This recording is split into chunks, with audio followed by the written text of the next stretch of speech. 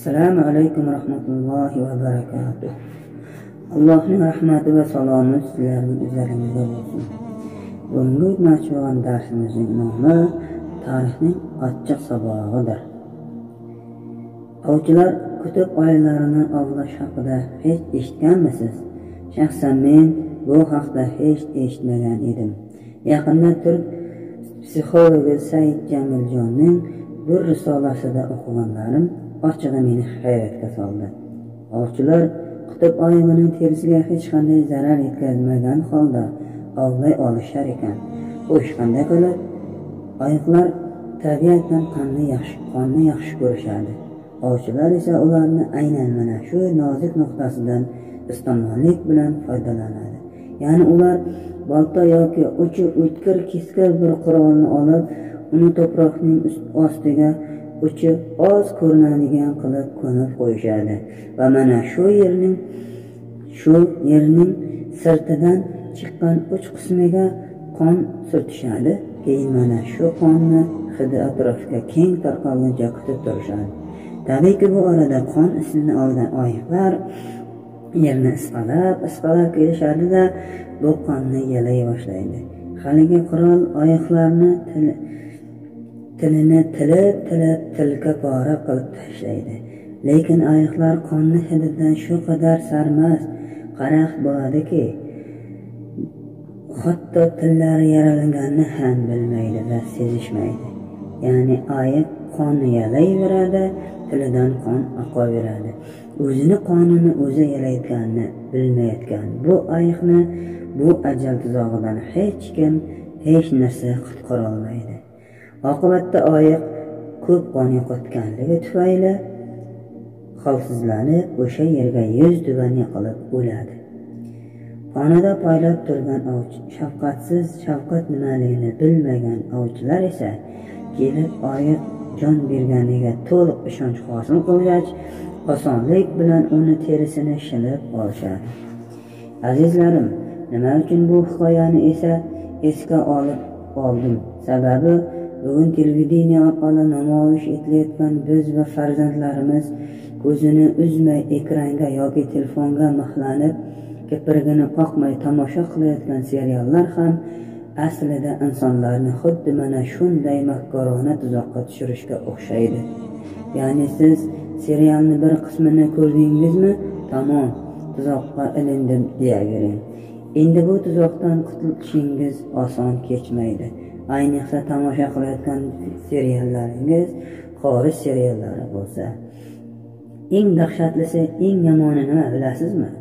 Ovchilarni panoda poylab turishini xayolimizning bir kunjagiga ham kelmasligidadir. Tafakkur qilib ko'rishimiz uchun bir misol.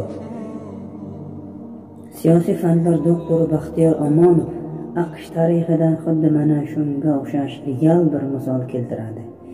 Olimning ta'kidlashicha, 70-yillarda Amerika Qo'shma Shtati yangi siyosiy elatining hukmronligiga o'rnatildi.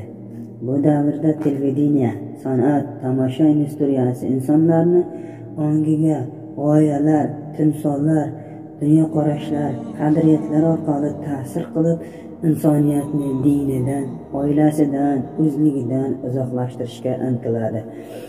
Buning oqibatida esa millionlab musulmonlar musulmon bo'lgan holda islomdan uzoqlasha boshlaydi. Jinsiy mayl, gigiyenistik hayotning mazmun mohiyati faqatgina oish ishratdan, lazzatlanishdan iborat deb qarashlar tuzumi musulmonlar ongida ildiz ota boshlaydi. Musulmonlar o'zligini yo'qotadi, harom halolga qarolmay qoladi. Qadimiy musulmonlar bayramlarining o'rniga kufr bayramini belgilaydi.